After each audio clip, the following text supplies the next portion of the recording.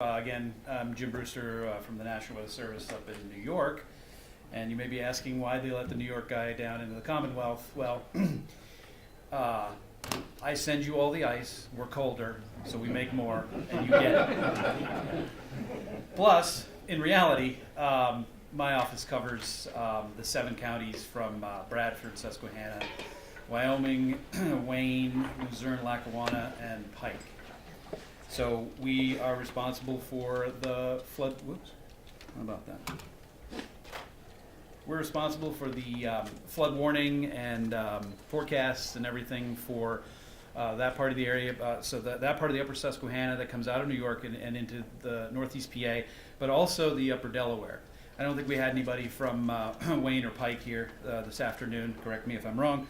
But either way, we have 2 of the main rivers that get iced up during the winter months and have had flood problems through the years. So a lot of my talk will be overlap with what Craig said, but I've got a few nuances that I wanted to address to you folks.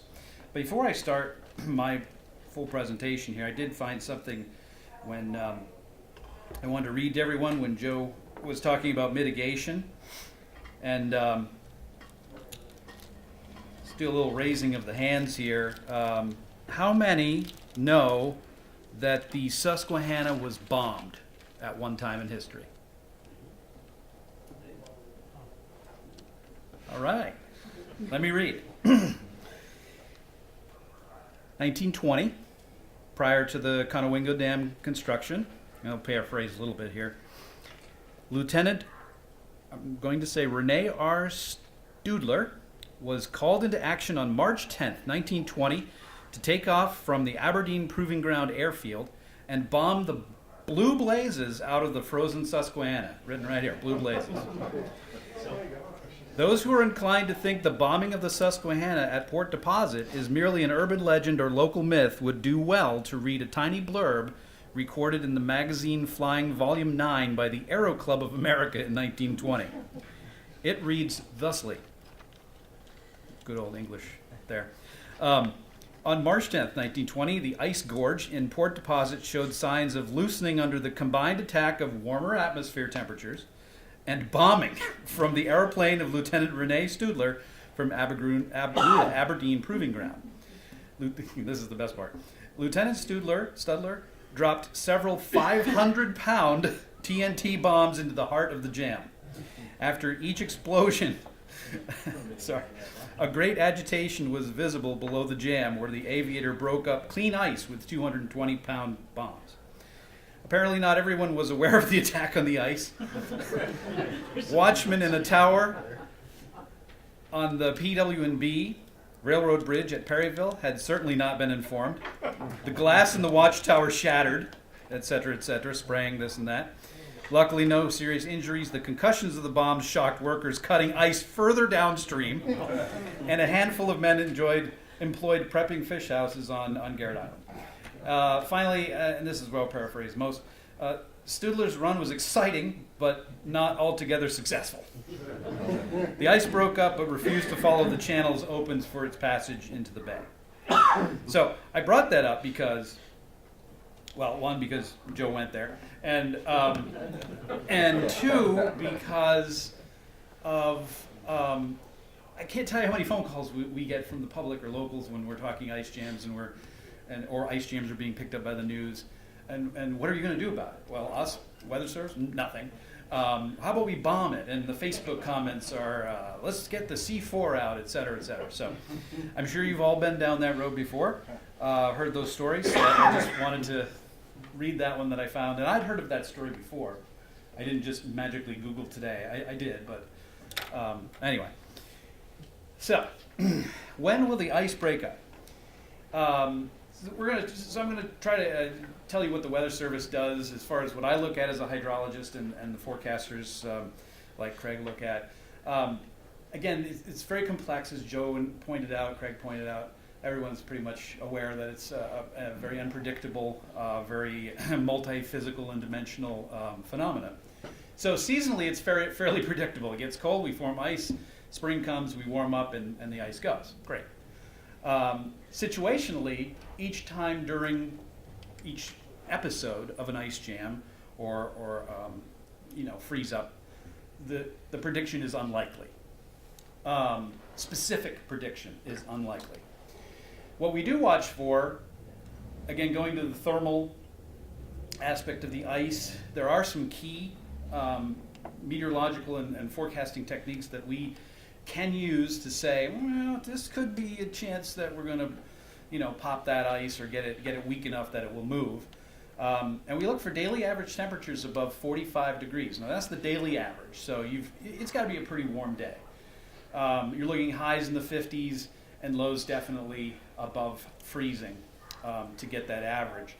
And that's the best energy produced by the atmosphere to start most efficiently weakening the thermal structure of the ice. This is all through study and empirical rule of thumb over the years that we've observed. Of course, it would help, sort of, to have a heavy rainfall and runoff event, because then you'll get your rivers moving, you get that mechanical breakup.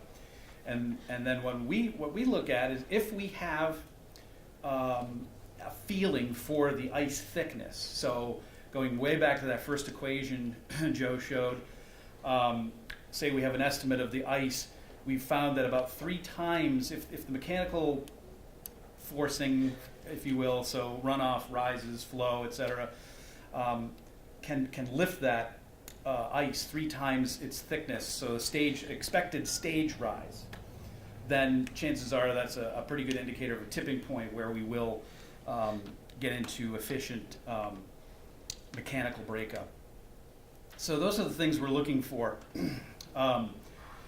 Again, we're simplifying for our operational purposes something that's very, very complex, but in a general sense, it does work at least to get some sort of a message out.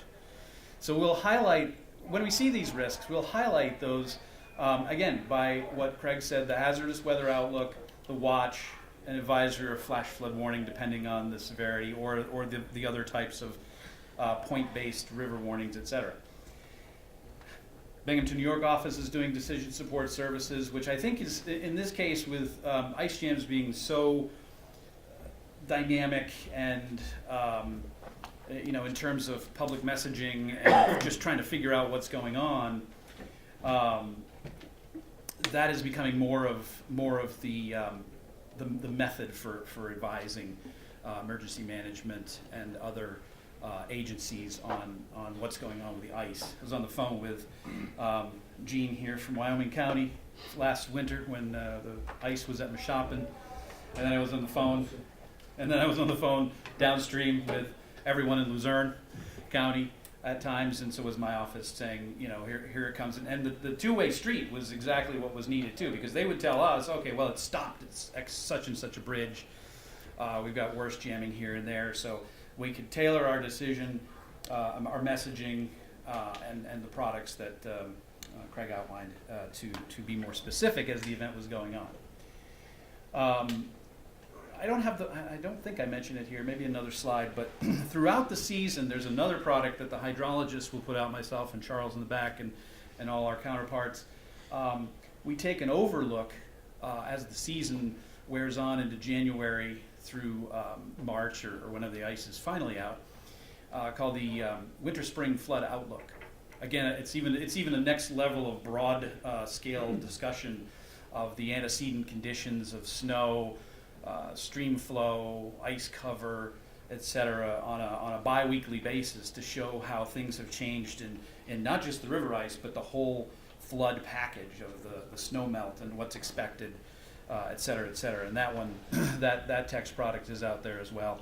Some of us will also put out a small one-slide, kind of a map-based look at how the basins are what the risk is in the basins for spring flooding. So a couple columns on what we can do and what we cannot do. We can predict days when we predict temperatures, bottom line. We can predict days when we think we're going to get warmer than 45 degrees. We can predict how much the river needs to start rising based on the current stage, if we know the ice thickness, kind of what I was saying before. And one thing that we do every day is predict the natural flows and stages without ice. And one thing to point out is our models do not, the river models do not account for ice that has to be put in by the hydrologists at the River Forecast Center based on stage and experience and these rules of thumb. So the models will crank out a natural flow like they do 365 days a year. But we're trying to massage in any kind of ice effects, and that's not easy. What we cannot do, we can't observe ice in real time unless it just happens to pass a webcam that somebody has, or be if we're seeing signals on the gauge. We cannot predict exactly where an ice jam will occur ahead of time, just because of, again, all of the differences in the river, the context of the river and the slope and the curves and et cetera. However, that's kind of a local piece of knowledge over the years that if you don't know, I would encourage emergency management and the other agencies to think about and collate. And then, there's the reason for the ice jam database from Krill, is to catalog those for historical reference. Really can't predict how high the water will get behind the jam. Again, we don't know all the details of the ice thickness, the severity, the nuances of the constrictions and the bridges and everything like that. Again, the models do natural flow. We can take a shot. We'll try to talk you through it. Chances are that's not going to be a successful discussion.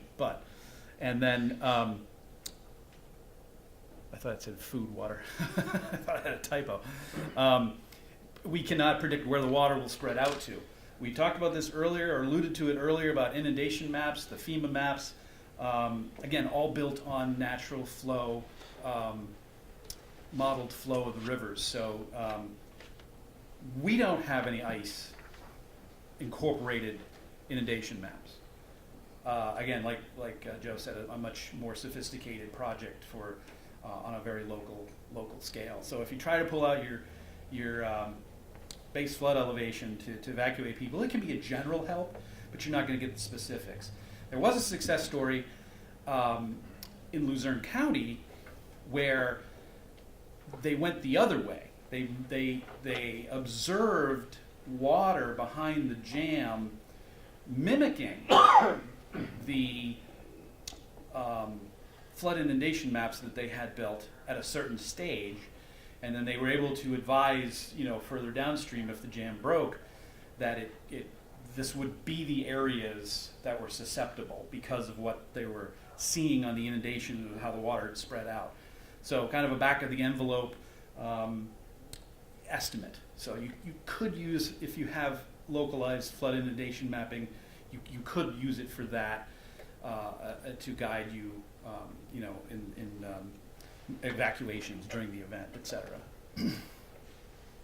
So then how can emergency management help? How can the public help? That's what we talk about.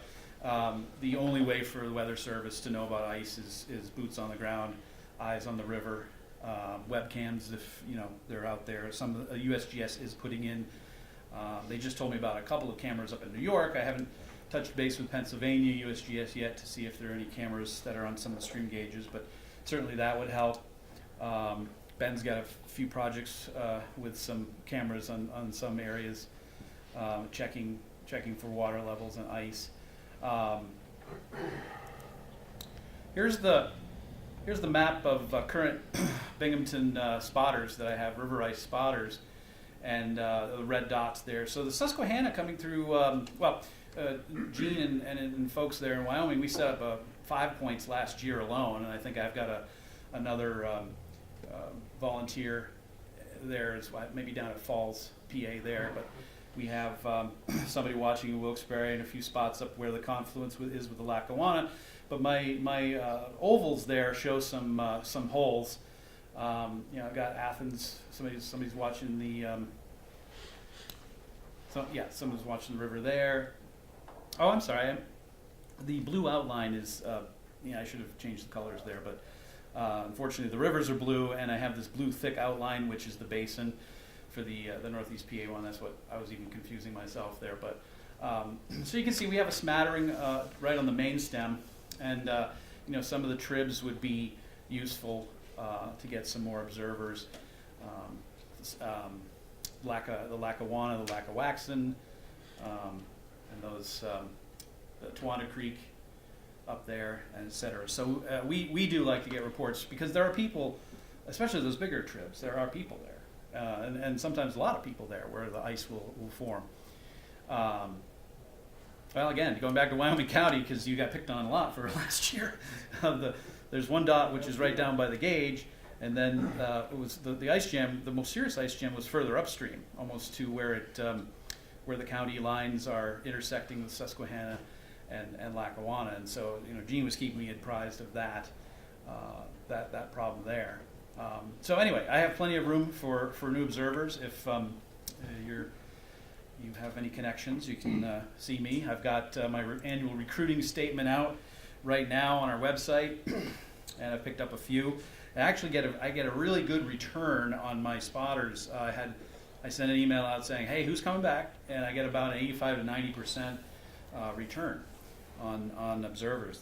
They're uniquely interested in the river ice, and for the most part, I've seen some outstanding reports. I have a little bit of training, which comes from Krell, that folks will read over, and I get really good quality reports, and I'm sure Craig does too. My quick history, same thing. After the 96-97 winter season, partnership with a bunch of agencies, SRBC, you folks in emergency management, the Rangers on the Delaware, New York DEC. We had a training program where Joe's predecessor came out and gave us local groups a lecture way back when, and then it's carried on ever since. The evolution. They used to send us faxes or phone calls for the reports.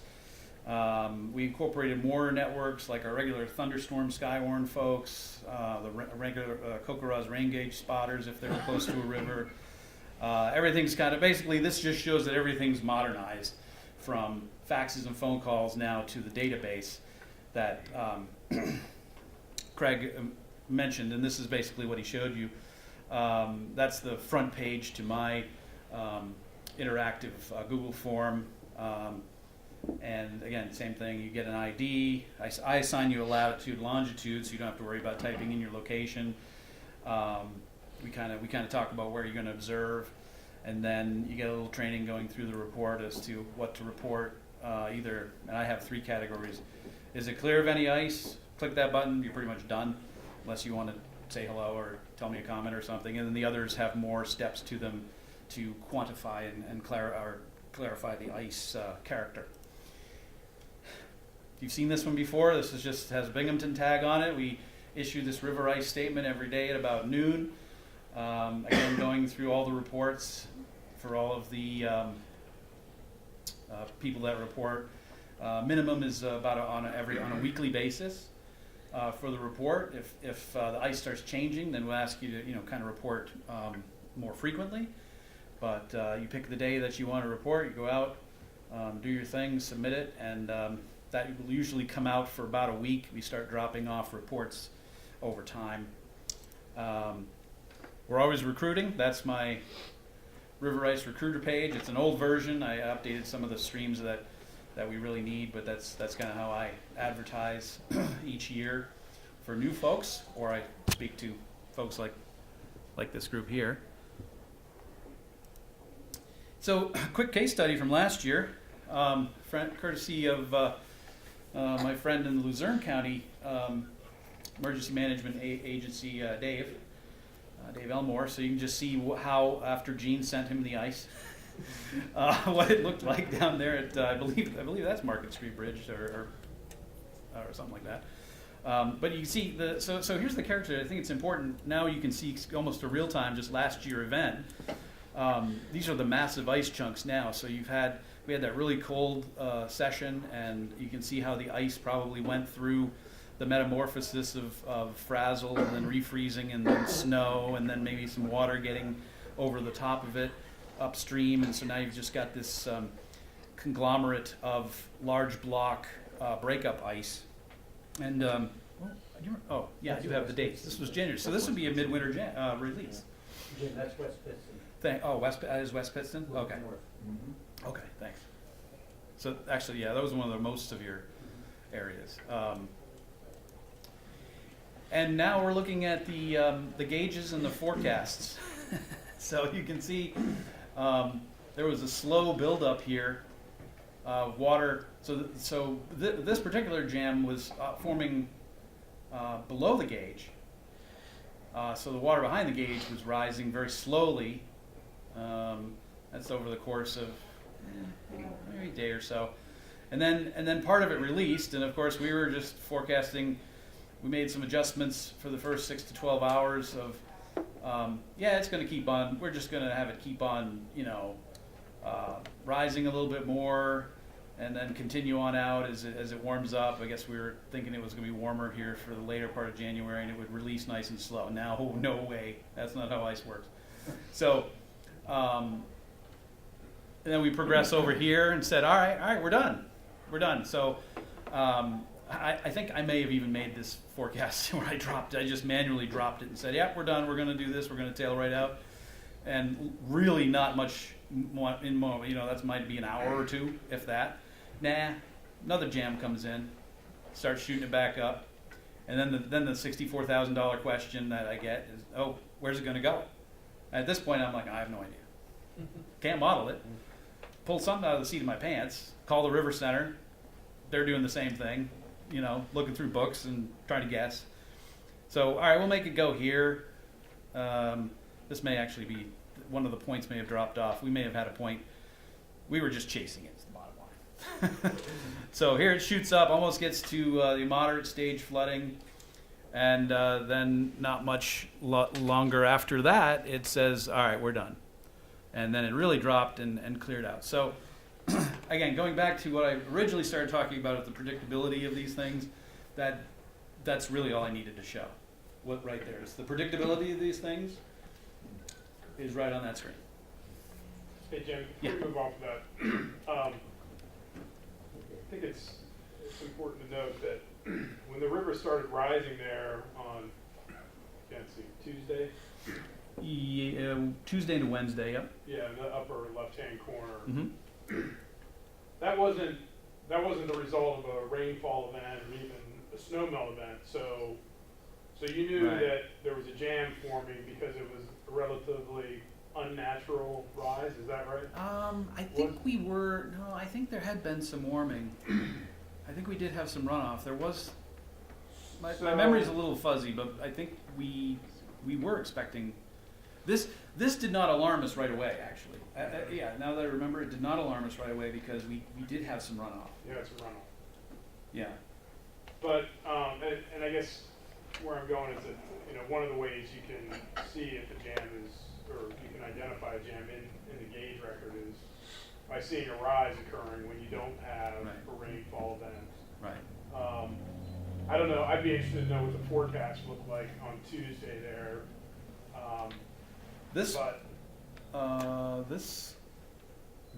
probably was accounting for runoff.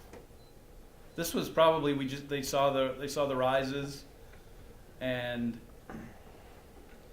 yeah, this to me looks like a flow forecast actually, based on the rises, based on whatever they were cranking out for. I think perhaps these subtle cues here could have been a better flag. Certainly, that something was going through. I would be suspicious of that. Yeah. When it falls there in the upper right hand corner, it drops to a point, and I mean I don't know how familiar everybody is with looking at gauge records and following stream flow, but that's very atypical. You don't see a dramatic drop in river flow like that unless you have an issue with your gauge, you have an ice jam. That's very clearly Right. backup releasing. Right. This is all stage based and not. There's no correlation with the flow.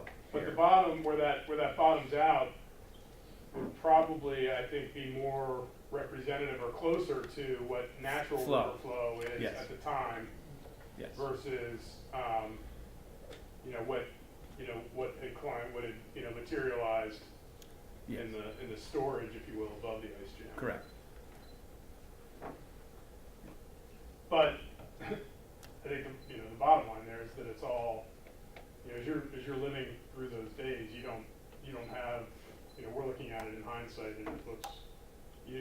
know, you don't have the benefit of when that's gonna break, how it's gonna break, how much is, gonna release and that, so it's a situation that just demands continual Right. awareness. Except for those vagaries of the atmospheric temperature thresholds, and maybe we got the mechanical lift and the thickness of the ice correct. But the specifics of getting that detailed is not. Yeah, question here, Jim. Oh, hi. The next gauge down is Bloomsburg. So would you see anything on the? No, it's not up there. But Oh, what yeah. I'm saying is, would you see anything on the Bloomsburg gauge? Like, would it drop real quick, or? What do you think? That's. I think there's a bit much. What you might see is a more rapid rise at Bloomsburg, depending on what ice Right. conditions are between there and Bloomsburg. Right. That's certainly gonna. It could go in any scenario. I mean, you might not see anything. You could jam up between there, and then Right. you would be out of the reach, and you would just see nothing. I mean, it just. There's, for this event, for this signal, I think you're onto something. But for this signal and the distance, the river distance between the gauges, it's a stretch to really be able to correlate. Interesting thought, though, but I'm not sure you could. I don't recall seeing anything other than natural flow. I think the river was open below the bridges in Wilkes-Barre, or no, it was below. It was jammed up, remember? It wasn't it further south that it was open? Yeah, January Yeah. 24th, 25th, Right. and 26th. But it was open after, before Bloomsburg. I think that was, yeah. You could, I'll answer a little bit to not to maybe muddy the waters a little bit, but to explain it a little better. The only thing that's gonna happen is either the river channel is completely open and flow is normal, or the river is completely blocked off with ice, which isn't necessarily gonna happen. You're always gonna have some kind of flow through it. So you're not gonna necessarily, see the stage of the downstream gauge drop in stage, but if you have some flow abstraction, if you have retention behind an ice jam, which is, somewhat plausible, at times, you could possibly see a decrease in stage, briefly or something like that. That would be like the absolute, like one range, or the one extreme to absolutely nothing at all. The downstream gauge, it just looks normal open water. And it could be, and there's really no way to predict ahead of time what you're gonna see downstream. Yeah, I'm real good here, I think. And just more pictures. So to put in perspective of how these ice chunks developed over that cold spell in time, well, I think the best is to show the perspective with I believe he was roughly 6 foot 1 guy, and these were actually. This was right after the event. These were actually one of the smaller ones, because I'd heard some folks tell me that there were blocks that were 10 feet thick. And then, 1 month later, that speaks for itself. 1 month later, as so we're into. It's still cold because we're in the late February now, but nonetheless, I think we'd gone into a slight warming trend, and it was looking better. But still there, just rotting away on the banks, and that's all I have. So, Can you go back to your hydro essay for a second? I want to make one more point there too that I think is important to note. That river gauge. It's very easy to look at that and think that what it's telling you is the absolute truth. One of the things you have to remember is that, basically what that reading is, there's a pressure transducer in the river. It's basically a 1-inch line, something not much bigger than my finger, that runs out sits on the bottom of the river, and it's just measuring the height of water essentially above that specific point. And you guys know at Wilkes-Barre how wide is the river. And then you throw ice across the whole system. Mm-hmm. It's easy to look at that and think you know what's going on, but reality is when you start seeing that kind of stuff, I mean, that could be a function of a, you know, a piece of ice setting up on top of that transducer, or it could be a function of, you know, the entire river washing out and all the ice moving downstream. And so that's where it's critical to have eyes on the, Yes. you know, eyes on the system. I mean, it's important as ice is developing and, you know, building over days and weeks and months to have that understanding of what's going on in the channels. But then when it's go time like this, and that's go time right there, because that's when the ice is moving. That's when you're at most risk for backwater flooding. I don't know if you guys want to, you know, you lived it up there last year. I don't know if you have any firsthand experience of what that, you know, how that played out. Gene, I know you have some firsthand experience in flood fighting and that. But it's when things start moving, that's when the real threat is for jams to happen. And the only certainty that there is in that is that it's going to happen fast. It's almost certain it's going to happen after dark. And you know, it's certain that you don't know where it's going to end up. So it just absolutely demands constant attention and monitoring, and I think that's one of the key messages there. So.